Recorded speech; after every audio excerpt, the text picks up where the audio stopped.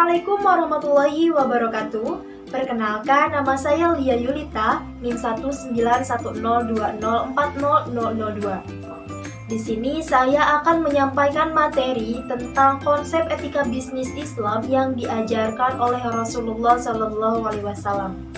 Nah, di sini ada 3 poin pembahasan yang akan saya bahas. Yang pertama ada pengertian etika bisnis Islam. Dan yang kedua ada ciri-ciri etika bisnis Islam yang diajarkan oleh Rasulullah SAW. Dan yang ketiga kesimpulan. Untuk yang pertama yaitu pengertian etika bisnis Islam. Etika secara umum merujuk pada baik buruknya perilaku manusia. Etika berasal dari bahasa Yunani yaitu ethos yang berarti kebiasaan atau karakter. Untuk bisnis sendiri yaitu sejumlah total usaha yang meliputi pertanian, produksi, konstruksi, distribusi, transportasi, komunikasi, dan usaha yang bergerak dalam bidang membuat atau memasarkan produk dan jasa ke konsumen. Istilah bisnis dalam Al-Quran yaitu al-tijaroh dan dalam bahasa Arab tijaroha yang artinya berniaga atau berdagang. Jadi, etika bisnis Islam adalah akhlak dalam menjalankan bisnis sesuai dengan nilai-nilai Islam. Sehingga melaksanakan bisnisnya tidak perlu ada kekhawatiran, karena sudah diyakini sebagai sesuatu yang baik dan benar. Untuk pembahasan yang kedua yaitu ciri-ciri etika bisnis Islam yang diajarkan oleh Rasulullah SAW. Yang pertama ada prinsip kejujuran. Nah, dalam doktrin Islam, kejujuran merupakan syarat fundamental dalam kegiatan bisnis. Rasulullah sangat intens menganjurkan kejujuran dalam aktivitas bisnis. Kemudian yang kedua ada kesadaran tentang signifikasi sosial kegiatan bisnis. Jadi pelaku bisnis menurut Islam tidak hanya mengejar keuntungan sebanyak-banyaknya, namun juga berorientasi pada sikap ta'awun, yaitu menolong orang lain, sebagai bentuk implikasi sosial kegiatan bisnis. Jadi berbisnis bukan hanya mencari keuntungan semata, namun juga didasari untuk memberi kemudahan bagi orang lain. Kemudian yang ketiga, tidak melakukan sumpah palsu. Rasulullah SAW sangat intens melarang para pelaku bisnis yang melakukan sumpah palsu dalam melakukan transaksi bisnis. Praktek sumpah palsu dalam kegiatan berbisnis saat ini sering dilakukan karena dapat meyakinkan pembeli dan meningkatkan daya beli atau pemasaran. Namun harus disadari bahwa sumpah palsu ini meskipun keuntungan yang diperoleh banyak, tetapi hasilnya tidak berkah. Kemudian yang keempat ada ramah tamah. Seorang pelaku bisnis harus bersikap ramah dalam melakukan bisnis. Rasulullah SAW mengatakan, Allah merahmati seseorang yang ramah dan toleran dalam berbisnis. Hadis riwayat Bukhari dan Tirmizi. Kemudian yang kelima, tidak boleh berpura-pura menawar dengan harga tinggi agar orang lain tertarik membeli dengan harga tersebut.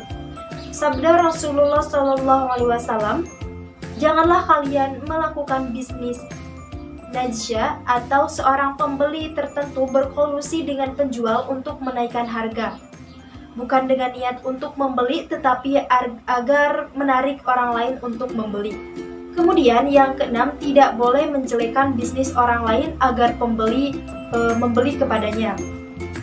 Kemudian yang ketujuh, tidak melakukan ihtikar. Ihtikar sendiri yaitu menumpuk atau menyimpan barang dalam masa tertentu dengan tujuan agar harganya suatu saat nanti menjadi naik dan keuntungan besar pun diperoleh. Rasulullah sangat melarang perilaku bisnis semacam ini. Kemudian yang kedelapan yaitu takaran, ukuran, dan timbangan harus benar. Dalam perdagangan, timbangan yang benar dan tepat harus benar-benar diutamakan. Kemudian yang kesembilan, bisnis itu tidak boleh mengganggu kegiatan beribadah kepada Allah Subhanahu wa taala.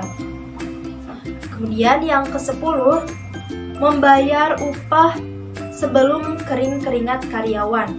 Nabi Muhammad SAW bersabda, berikanlah upah kepada karyawan sebelum kering keringatnya. Hadis ini mengindikasikan bahwa pembayaran upah tidak boleh ditunda-tunda. Kemudian yang ke-11, tidak monopoli.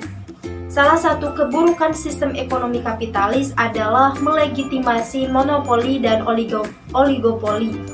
Contoh yang sederhana adalah eksploitasi atau penguasaan individu tertentu atas hak milik sosial, seperti air, udara, dan tanah, dan kandungan isinya seperti barang, tambang, dan mineral.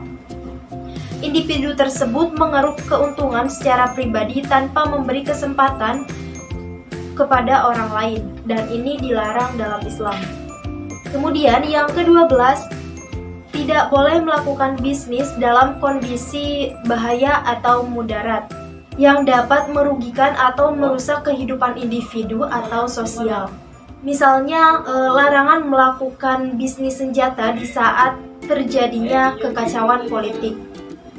Kemudian yang ke-13, komoditi bisnis yang dijual adalah barang yang suci dan halal, bukan barang yang haram seperti babi, anjing, minuman keras, ekstasi, dan sebagainya. Nabi Muhammad SAW bersabda, sesungguhnya Allah mengharamkan bisnis miras bangkai babi dan patung-patung. Hadis riwayat Jabir. Kemudian yang ke-14, bisnis itu dilakukan dengan sukarela tanpa adanya suatu paksaan.